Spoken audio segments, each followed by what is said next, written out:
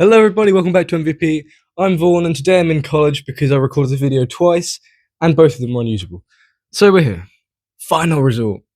Streaming hasn't just changed how we listen to music, but it's also changed how we think and interact with music itself. Streaming platforms like Spotify and Amazon Music didn't just make music more accessible. They subtly reshaped attention, expectation, and what we think music is supposed to be for us. Many listeners like songs that are a lot shorter.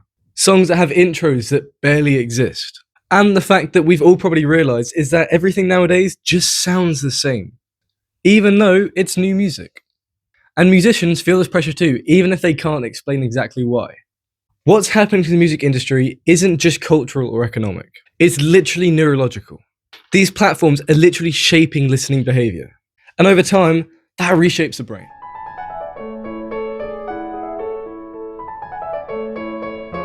First of all, I want to talk about something we're probably all plagued by: short attention spans. Modern streaming services train us to know if we like a song or not in a couple of seconds.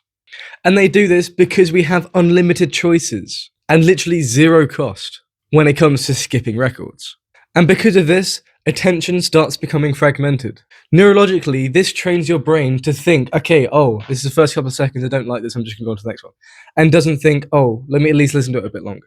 Think in terms of record. If you don't like a song on a record, you have to get up, you have to go over to the case, you have to open it, and you have to change the song with the needle and then do it. It takes a lot more effort than just beep. And because of this, your brain starts expecting immediate rewards. And when it doesn't get it, it just moves on. And over time, as you'd expect, this shortens our attention span. Not because we are literally incapable of focusing, but because our brain is being trained to make a decision in a short amount of time. Okay, so next, passive learning. Spotify's algorithm is designed to remove friction, or at least minimize it. What I mean by this is it takes what you like and it pushes more things that are just like it to you. Neurologically, this creates predictability, which the brain finds comfortable and efficient. If we are listening to something that's the same tempo, or the same beat, or the same rhythm, or something like that, it takes less cognitive effort for our brain to process it because we've already processed it before. And while this probably does feel good in the short term, it reduces exposure to surprise and challenge, and the brain becomes optimized for recognition rather than exploration. And then music starts blurring together in a familiar thing that we can't even differentiate from one another. So, predictability, why can it be good? Why can it be bad? Predictable music activates reward circuits without demanding that much attention. Say your favorite song, if you listen to it in the background, you're going to really enjoy it. But if that's a completely random song, you're probably not going to notice it. And you get that small rush of dopamine, again, without needing to think, okay, let's listen to this song. Oh, that's doing that. Oh, that sounds cool. Oh, that makes me happy. You just know the song, and so you get that dopamine rush. Over time, the brain stops realizing that you can get rewards from having challenging music, challenging being not known. And so your brain starts preferring that similar slop of music that we always get. So, something I said a second ago, intros. Why are intros getting so much shorter? One of the clearest signs of the rewiring of our brains is the disappearance of long intros. And this is because these platforms track how long it takes for you to skip the song. So if you've got a really long intro that you've got to listen to before you get into the bulk of the singing of the song, then they're going to realize, you're skipping that intro, we're not going to show people that song. Therefore, we lose them. Survival of the fittest, we start getting shorter songs. Well, shorter intros to songs. And another reason for this is because artists are trying to grab as much money as they can from their songs. Okay, so the death of musical patience. That was very poetic. Music has always been a way to process complex emotions. Long builds, slow turns, dynamic arcs. All of these mirror the emotional experience we experience in the life. When listening habits become so fragmented, emotional engagement becomes a lot shallower.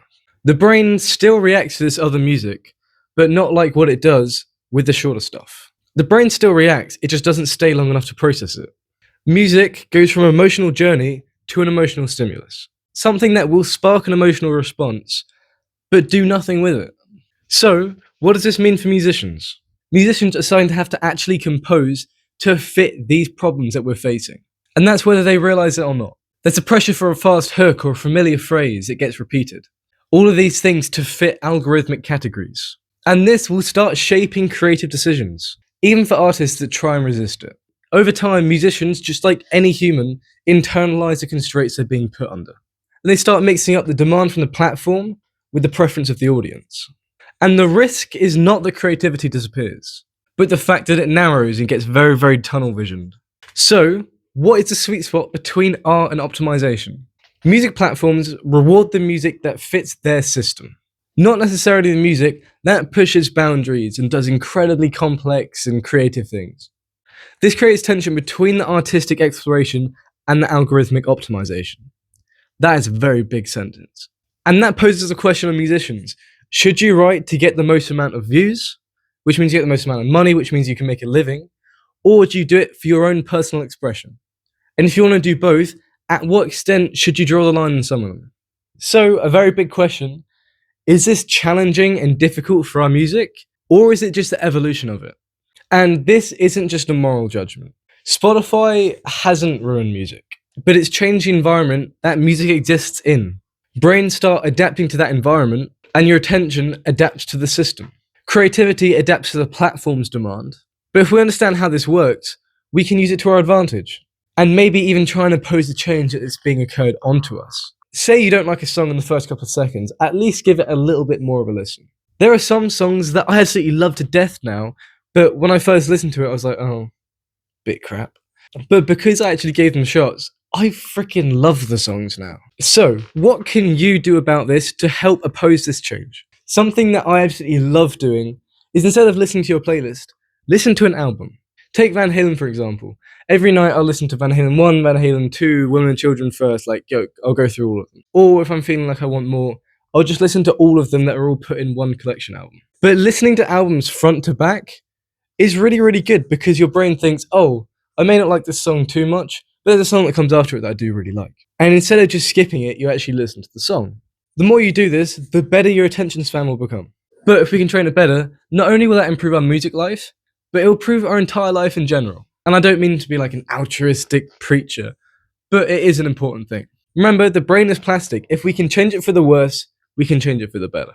The depth of your attention isn't gone, it's just subsided itself. Something I mentioned briefly before is money. Artists, they're having their songs pushed that have all of these things that train your brain to not be good. And so, they make more money off those songs, which means they're going to want to make more of those. Probably not because they're an evil person, but because it's a job. They need money. And that is completely respectable. To certain extents, obviously. Not like Motley Crue doing a reunion tour after saying that they wouldn't. Or Kiss. Or other bands that. That's a different rabbit hole. But anyway, I digress. The system gives monetary rewards to music that does really well. And if they push these specifically required songs, then people are going to try and copy that. And the more they copy that, the more this process is going to start happening. So remember, music isn't becoming worse and worse and worse as much as you think it is. It's just changing. And another thing about money is that physical media is becoming less common. When was the last time you went out and bought a DVD or a record, or CD, not a DVD, and a record and stuff like that? Unless you're like me and you're a specific kind of person who likes records and the actual feeling of material, then you're just going to stream songs, which means record shops have to close down and CD shops have to close down, and all of these bad implications happen. But on the other side, music platforms are also creating jobs, so it's kind of both ways. Anyway, before I start confusing myself even more, I'd best wrap up this yap session. So thank you for staying this long if you did. Comment down below what you think about what I've said. Maybe we can fight about it, maybe we can agree. And enjoy the lovely rest of your weekend. So, goodbye, see you later.